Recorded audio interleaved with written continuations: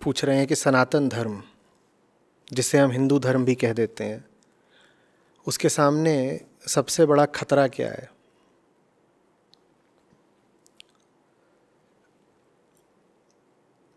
देखो,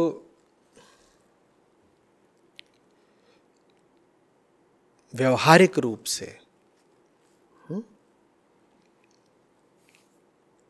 धर्म की बुनियाद होते हैं धर्म ग्रंथ। आदर्श रूप से पूछोगे तो धर्म की बुनियाद होती है आत्मा। धर्म का मतलब होता है आत्मा के अनुसार चलना और आत्मा की ही तरफ चलना,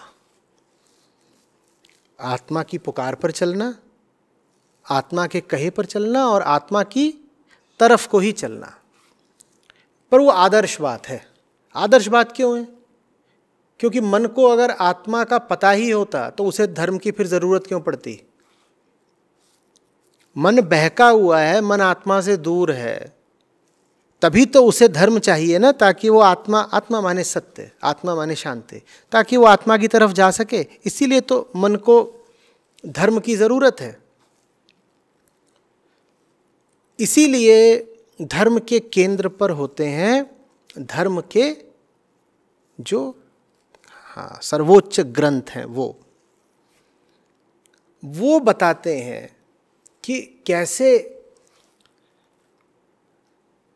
जीवन है, जीवन किसका है, जीव की सच्चाई क्या है, मन किसको कहते हैं, विचार क्या है, भावनाएं क्या हैं, संबंध क्या है। ये बताना काम है धर्म ग्रंथों का, और धर्म के केंद्र पर धर्म ग्रंथ बैठे हैं। ठीक है, तो जब तक किसी भी धर्म के अनुयायियों में अपने ग्रंथों के प्रति सम्मान रहेगा, झुकाव रहेगा और धर्म ग्रंथों का ज्ञान रहेगा, तब तक धर्म को खतरा नहीं हो सकता। अभी हालत बहुत गड़बड़ हो गई है, बड़ी चिंता की बात है। मैं उपनिषदों पर दिन रात बोलता हूँ। हिंदी अंग्रेजी दोनों भाषाओं में हमारे कोर्स चलते हैं, और उनके बारे में जब भी कोई सूचना बाहर जाती है या सत्रों से कोई उक्ति, कोई उद्धरण कहीं प्रकाशित होता है, तो लोग पूछते हैं ये उपनिषद क्या है, हम इन्हें कहाँ से पढ़ सकते हैं, कहाँ से खरीदें। जिसको तुम आम हिंदू बोलते हो, उसका अपने धर्म की केंद्रीय किताबों से कोई संबंध ही नहीं रह गया है, और यही इस समय धर्म के लिए सबसे बड़ा खतरा है। आपको अगर झूठ मूठ के उग्र नारे लगाने हैं धर्म की रक्षा के लिए, तो आप कह सकते हैं कि आपके धर्म को किसी दूसरे धर्म से बहुत ज्यादा खतरा है।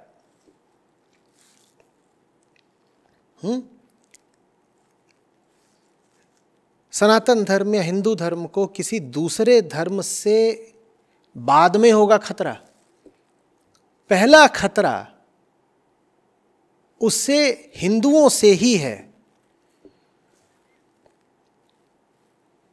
क्योंकि जिसको आप हिंदू बोलते हो वो नाम का हिंदू है। उससे पूछो तू कैसे है हिंदू, तो उसके पास बस एक बात होगी बोलने के लिए, मेरे माँ बाप हिंदू हैं तो मैं भी हिंदू हूं। बोलो हिंदू होने का मतलब क्या है, तो बोलेगा होली दिवाली मना लेना, राखी बांध लेना, ये हिंदू होने का मतलब है। बोलो भाई धर्म है, धर्म के पीछे दर्शन होता है, कोई बात होती है, कोई जीवन दृष्टि होती है। वो क्या है तेरी, जिसको तू हिंदू धर्म बोलता है, उसकी दृष्टि क्या है? दर्शन क्या है, तो वो नहीं बता पाएगा, उसे पता ही नहीं। और ऐसा धर्म बहुत दूर तक नहीं जा सकता जिसके मानने वालों को उसकी किताबों का ही पता ना हो। बहुत जाहिर, एकदम स्पष्ट बात है। अभी कहा सनातन धर्म, फिर कहा हिंदू धर्म, उसी को वैदिक धर्म भी बोलते हो। ये कौन सा वैदिक धर्म है जिसका पालन करने वालों के घरों में वेद पाए ही नहीं जाते? चलो पूरे पूरे वेद तुम नहीं पढ़ पाते या आवश्यक नहीं समझते, कोई बात नहीं, पर वेदों के जो सबसे सारगर्भित अंश हैं, वेदों का जो उच्चतम दर्शन है, वो जिन अत्यंत लघु और संक्षिप्त किताबों में मिलता है, उनको तो अपने घर ले आओ, उनको तो पढ़ लो। उनको पढ़े बिना, उनको जाने बिना तुम किस अधिकार से अपने आप को हिंदू बोलते हो? बोलो। या बस ऐसे ही मैं हिंदू हूं, फिर तो कोई भी हिंदू है, कोई भी हो सकता है फिर हिंदू, लेकिन फिर उस शब्द का कोई अर्थ नहीं रह जाएगा, बहुत खोखला हो जाएगा।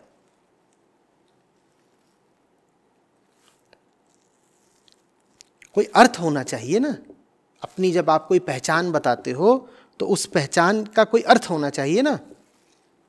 उदाहरण के लिए आप अगर कहते हो कि मैं वैज्ञानिक हूं, तो इसका मतलब आपको विज्ञान पता है।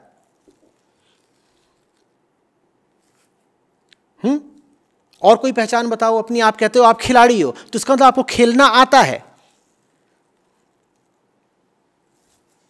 आप कहते हो कि मैं शेफ हूं, इसका मतलब आपको रसोई चलानी आती है, खाना बनाना आता है, कोई विशेष बात है जो आपको पता है। वैसे ही जब आप कहते हो मैं हिंदू हूं, तो मुझे बताओ आपको क्या पता है।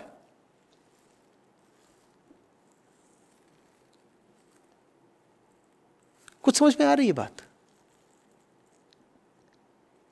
और ये तो छोड़ दो कि उपनिषद नहीं पढ़े हैं आम हिंदू ने। अब तो हालत ये है कि जो पीढ़ी निकल के आ रही है, इसे रामायण महाभारत का भी कुछ पता नहीं। रामायण महाभारत का महत्व तो उपनिषदों जितना नहीं हो सकता। उनमें संस्कृति ज्यादा है, दर्शन कम है, लेकिन संस्कृति की भी अपनी कुछ महत्ता है।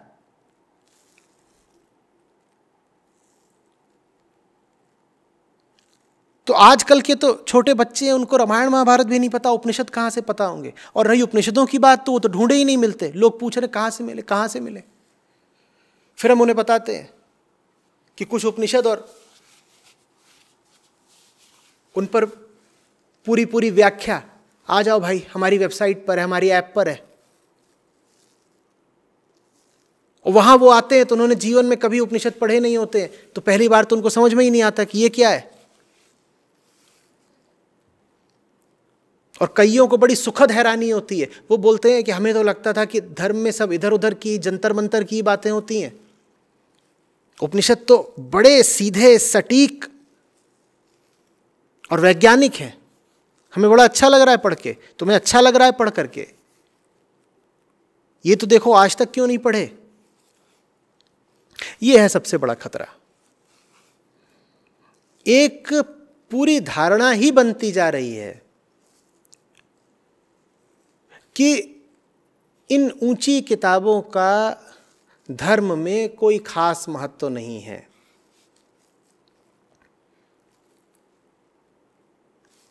एक कल्ट ही निकल के आ रहा है जो कह रहा है कि पढ़ने की जरूरत क्या है।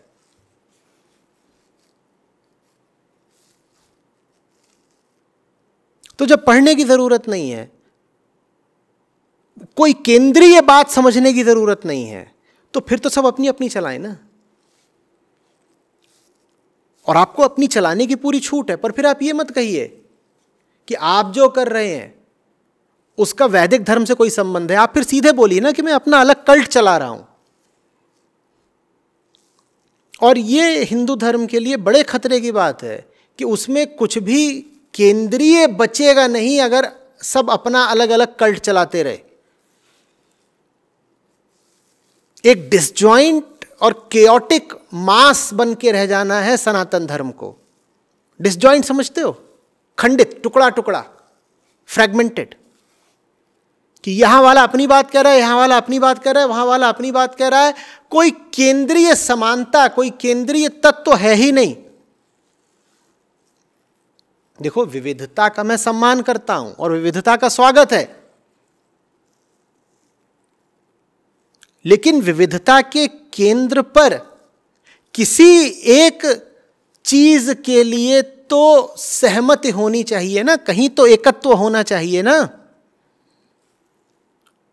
उपनिषद वैसे भी बड़ी खुली दृष्टि रखते हैं, वो विविधता को खत्म नहीं कर देंगे, वो विचार को संकीर्ण नहीं कर देंगे, संकुचित नहीं कर देंगे कि नहीं आप खुला मत सोचिए। आप बेशक खुला सोचिए, लेकिन सोच का मतलब क्या है और सोचने वाला कौन है? विचार हो, विचारक हो, भावना हो, कर्म हो, कर्ता हो, इनके अर्थ क्या है ये तो समझना पड़ेगा ना। ये नहीं समझ पाओगे जब तक तुम इन किताबों की ओर नहीं आते।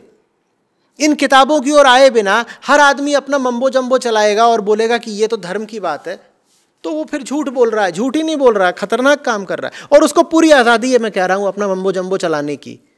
चलाओ, लेकिन उसको ये मत बोलो कि ये हिंदू धर्म है। ये हिंदू धर्म नहीं है। फिर तुम में फिर इतनी हिम्मत होनी चाहिए कि तुम जो कर रहे हो सीधे बोलो कि मैं तो अपना एक नया व्यक्तिगत कल्ट चला रहा हूं।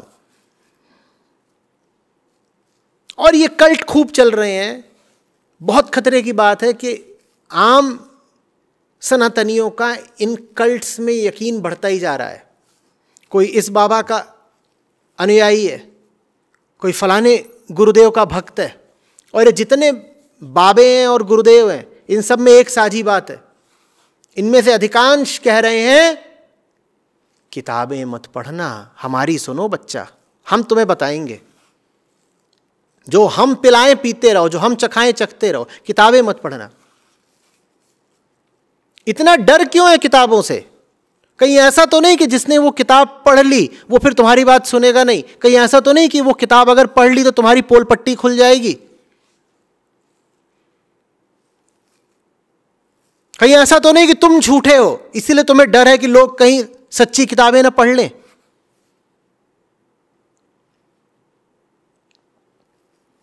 एक बात स्पष्ट है, अगर ग्रंथों की वैसे ही उपेक्षा और अनादर होता रहा जैसे अभी हो रहा है,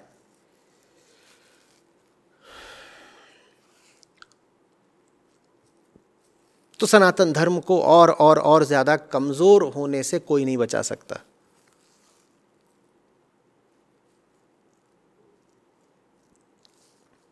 देखो, धर्म संस्कृति नहीं होता। आप ईसाइयत को ले लीजिए, दुनिया भर में फैली हुई है, अलग अलग जगहों पर अलग अलग संस्कृति है। आप अफ्रीका के किसी ईसाई को ले लीजिए, ठीक, आप यूरोप के किसी ईसाई को ले लीजिए, संस्कृति बिल्कुल अलग अलग है। पर बाइबल में दोनों का विश्वास अटूट और अखंड होगा। तो धर्म संस्कृति नहीं होता। अभी बार बार धर्म के नाम पर ऐसे बात की जाती है जैसे धर्म संस्कृति हो। धर्म को कल्चर बना दिया है कि in our culture this kind of a thing happens.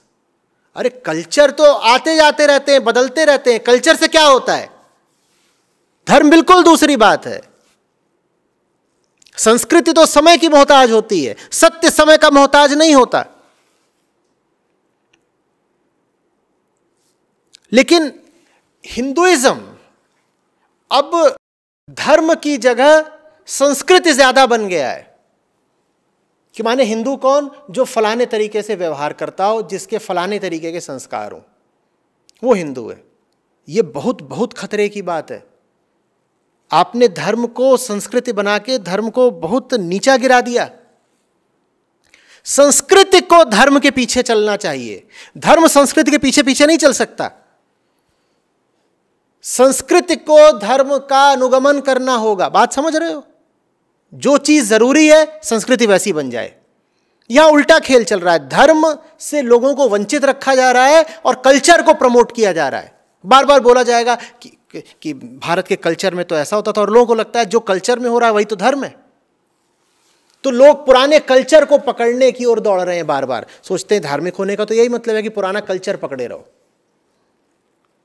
धर्म के नाम पर क्या चल रहा है कि पुरानी संस्कृति पकड़े रहो।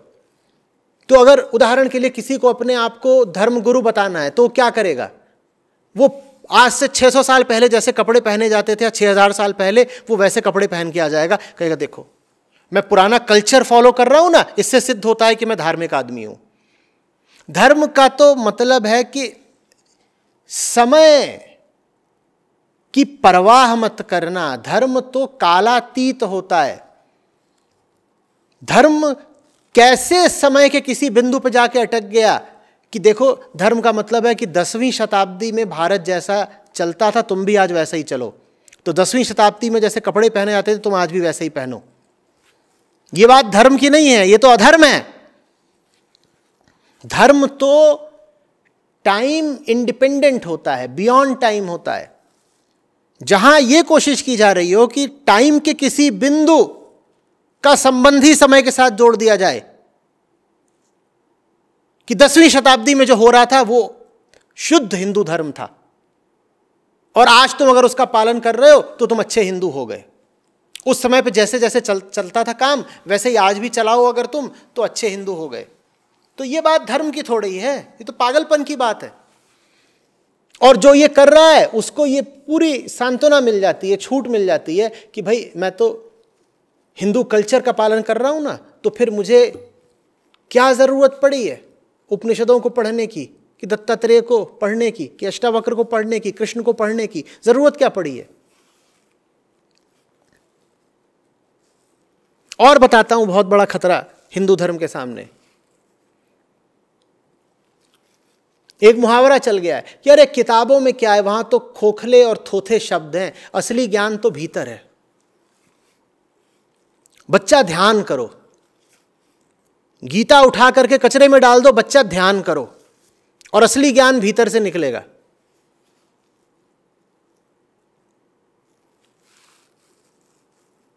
मेरे पास शब्द नहीं है इस प्रकार की मूर्खता का उत्तर देने के लिए वाकई, कि बच्चा ध्यान करो, गीता छू मत देना, असली ज्ञान तो तुम्हारे भीतर से निकल जाएगा। तुम्हारे भीतर जानते नहीं हो क्या है, मल मवाद मूर्खता।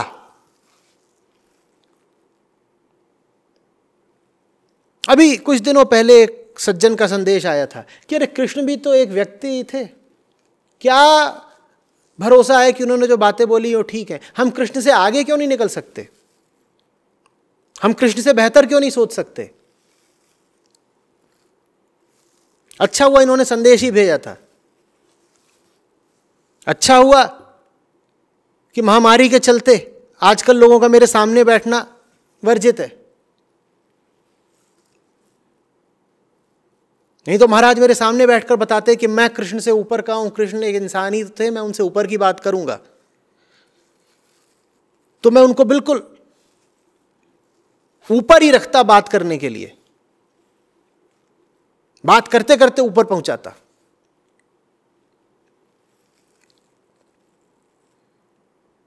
मैं आपकी संभावना से इनकार नहीं कर रहा हूं, निश्चित रूप से आप में कृष्ण जैसी संभावना हो सकती है, लेकिन अपने यथार्थ को तो देखो पहले। संभावना तो ठीक है, संभावना रूप में तो हम सब सत्य मात्र है, परम ब्रह्म है, लेकिन उस संभावना से क्या होता है। अपनी जिंदगी तो देखो, देखो जी कैसे रहे हो, अपनी हस्ती को देखो, उसके बाद तुम कह रहे हो कि मैं कृष्ण से आगे निकल जाऊंगा। पहले तुम वो तो समझ लो जो कृष्ण ने कहा है, आगे निकलने की बात तो बहुत बाद की है। पर अनादर, गीता के प्रति अनादर, सब ग्रंथों के प्रति अनादर, और ये अनादर फैलाने में सबसे आगे हैं आजकल के जितने व्यवसायी और पेशेवर गुरु लोग हैं, क्योंकि इनका धंधा चलेगा नहीं अगर तुम्हें गीता समझ में आ गई। इतना बताए देता हूं, ये सिर्फ उस दिन तक चल सकते हैं जिस दिन तक तुम कृष्ण से दूर हो। जिस दिन तुमको कृष्ण और अष्टावक्र समझ में आने लग गए, गुरु महाराज का धंधा तुरंत बंद हो जाएगा, क्योंकि तुम्हें दिख जाएगा कि गुरु महाराज एक नंबर के ठग हैं। गुरु महाराज तो मौज करके निकल लेंगे, उनका तो काम था जीवन का सुख भोगना। तुम्हें खूब बेवकूफ बनाया उन्होंने, जीवन में खूब सुख भोगा, 10 20 40 साल और जिएंगे, अपना निकल लेंगे, मजे मारेंगे। रोज तुम्हें बुद्धू बना करके वापस जाते हैं और पेट हिला हिला के खूब हंसते हैं कि आज फिर पूरे हिंदुस्तान को बेवकूफ बनाया मैंने।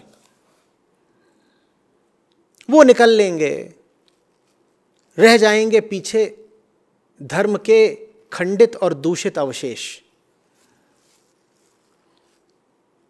उनका तो कुछ नहीं, उन्होंने तो मजे मार लिए, लेकिन नुकसान वो धर्म का बहुत बड़ा कर जाएंगे और कर गए हैं। ये है सबसे बड़ा खतरा।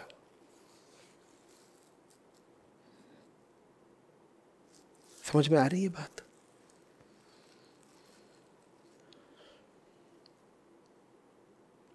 होली दिवाली मनाने से या हिंदू नाम रख लेने से तुम हिंदू नहीं हो जाते।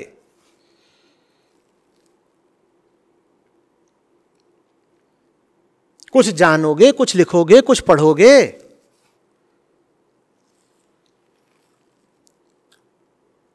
कौन सा ईसाई है जो कहता है कि बाइबल पढ़ने की क्या जरूरत है? कौन सा मुसलमान है जो कहता है कुरान पढ़ने की क्या जरूरत है?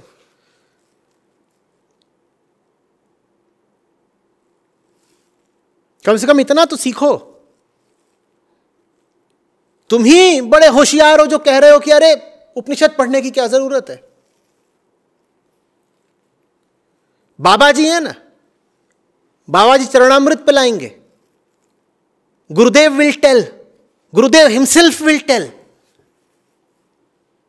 Your Gurudev is a bloody rascal, a scoundrel, what will he tell?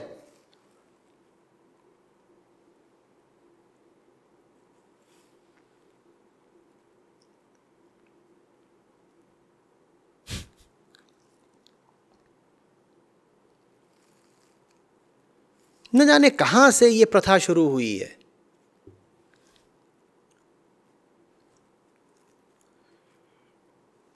WhatsApp पढ़ लेंगे, पैम्फलेट पढ़ लेंगे, इरोटिका पढ़ लेंगे, पॉर्न पढ़ लेंगे, गीता नहीं पढ़ेंगे। और ऐसा नहीं कि गीता इसलिए नहीं पढ़ी क्योंकि समय नहीं था। ये तो प्रिंसिपल की बात है। सिद्धांत की बात है कि गीता नहीं पढ़नी, क्योंकि गीता पढ़ा नहीं कि मन करप्ट हो जाएगा। गीता पढ़ी नहीं कि मन दूषित हो जाएगा। गीता तो सिर्फ झूठ के लिए खतरा होती है। गीता किसके लिए खतरा है? झूठ के लिए। और तुम कह रहे हो गीता मैं अगर पढ़ूंगा तो मेरा मन खराब हो जाएगा। तो इसका क्या मतलब है? तुम क्या हो? झूठ। लेकिन समय कुछ ऐसा है कि कोई भी बात तुम बिल्कुल अकड़ के बोल दो, बिल्कुल दंभ के साथ, छाती चौड़ी करके, तो लोग दब जाते हैं। और लोग दब भी इसीलिए जाते हैं क्योंकि उन्होंने खुद कुछ नहीं पढ़ा। तो आप बिल्कुल शान से खड़े होकर के बोलते हो कि नहीं, अगर मैं गीता पढ़ूंगा ना तो मेरे मन पे जरा बुरा असर पड़ सकता है, इसलिए मैं गीता नहीं पढ़ता। और लोग आपको जूता मारने की जगह आपको गुरुजी घोषित कर देते हैं।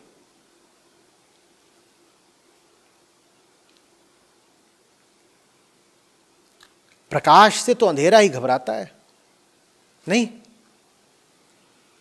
ज्ञान से तो अज्ञान ही घबराता है। और गीता से तो कोई महाअधर्मी होगा वही दूर भागेगा।